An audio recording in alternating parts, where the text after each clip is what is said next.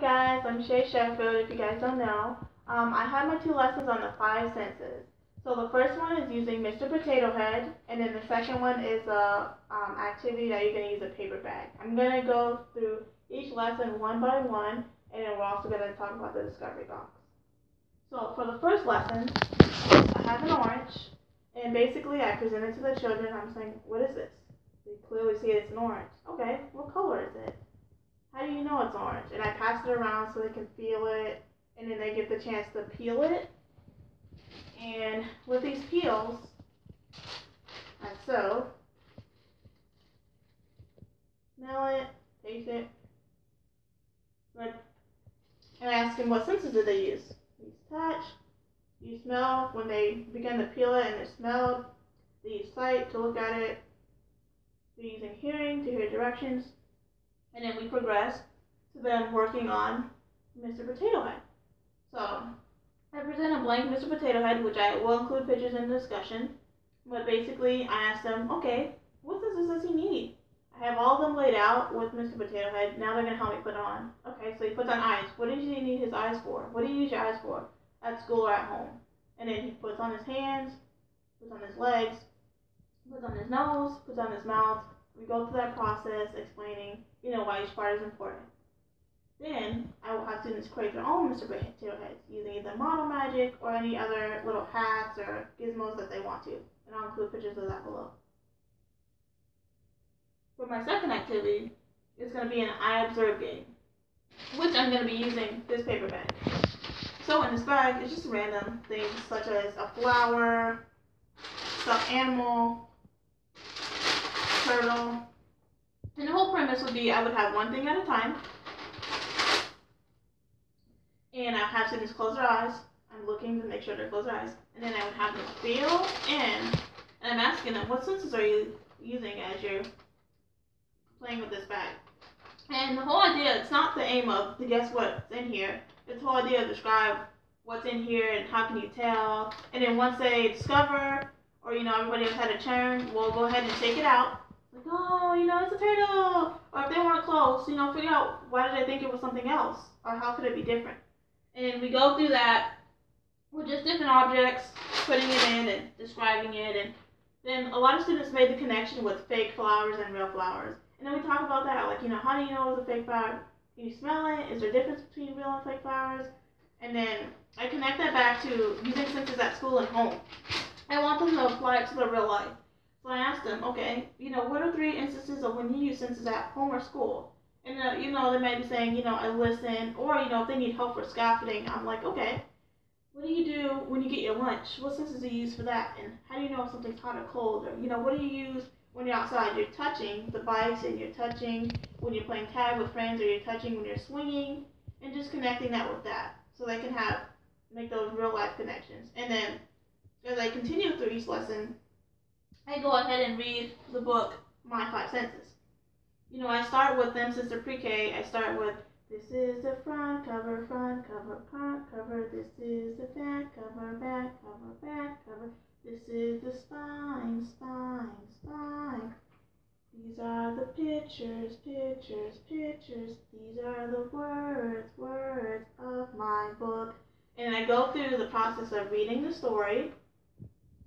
I can hear with my ears. And as I progress on the 3rd page, I have them first stop and think, okay, what do you like to eat? What do you use your tongue for? Okay, do you know if it's hot or cold? I'm just asking them to make those connections with the senses that they're reading about. Okay, my baby sister uses sight to see. What do you use sight to see? What do you see when you're on your way to school? What stop signs or what red lights? And then we progress to the book, and then we go to the discovery box. This is the most fun part I had. I never personally did discovery boxes, but I feel like it's so much fun now. So, my books are My 5 Senses. Look, listen, taste, and touch, and smell. No more water in the tub. More parts. The listening walk. The eye book. The ear book. Magic School Bus explores the senses. And these books will help students explore the senses as well as getting an understanding of why each sense is important, such as hearing, taste, smell, touch. Yeah. And with this discovery box, I also have the book Quality with a Chance of Evil. With the discovery box, I get on their level and I let children play with it. So I have different things in here that they can touch, play with, and a lot of kids, I just let them explore. So a lot of them just put it around their neck, see how it felt, was it soft, was it hard, what kind of flowers are these? Are these real or are these fake? What can you do with this? How do you make the noise? How do you hold it? Do you hold it like this? Do you hold it like that? And, just letting them explore, getting that chance. What happens when you do like this? It lights up. A lot of kids like to throw this and play with this. They had a lot of fun with this. And then I also have like 3 different rocks. Some of them are a little heavy, some of them are lighter. So I have one that says joy, one that says celebrate with a chip on the end, one that says imagine. And I'm having children make the connections with these, or just feeling it. Which one is heavier? Which one is lighter? How can you tell the difference? They're also different colors, so being able to visualize that as well. And then I added a snow globe in here, so children are being able to visually see what's happening, being able to feel it, looking at what it is. And they actually had an experience, that's why fingers like this, where the actual globe was dropped. And that's just using another teachable moment, because when it dropped, there was a smell that came over, like, what is this? How did it feel? What's this all over your hands? Which they had glitter. And, what did you see? What happened?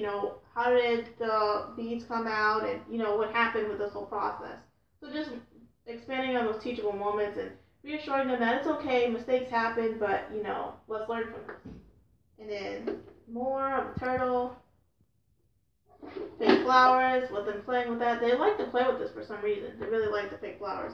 And then the animals, again, playing with that, what can you do? And these are like sticky, sturdy ones, like you can stick to anything. They're all over my box, which a lot of kids like to peel off and play with. And then as far as like other senses, I had different potato heads in here, but they were my placement, so I left them back, but I will include pictures of them below. But here's a hand. And then shea butter, like just those different senses. This is a shea butter that my friend made me. So they were able to play with this and smell it. A lot of them didn't like the smell because they thought it was too strong. But then, like, smell like sanitizer. What does that smell like? What does that remind you of? And then I had different letters in here that could spell some words. What words can this spell? What does it feel like? What does magnet stick to? What does it not? Different things that could clip on. And, just expanding on what kids like to do. So I let them have the opportunity to go in this box and ask questions and, just do what they wanted. And we just connected this to real life. And, this was fun and definitely a memorable experience that I made accommodations for with yellow. I didn't really have any, but, special needs kids, I helped them hold it and I shook it with them and, just giving them that fun interactions. The kids valued it and I'm glad I did this experience. So thanks for watching.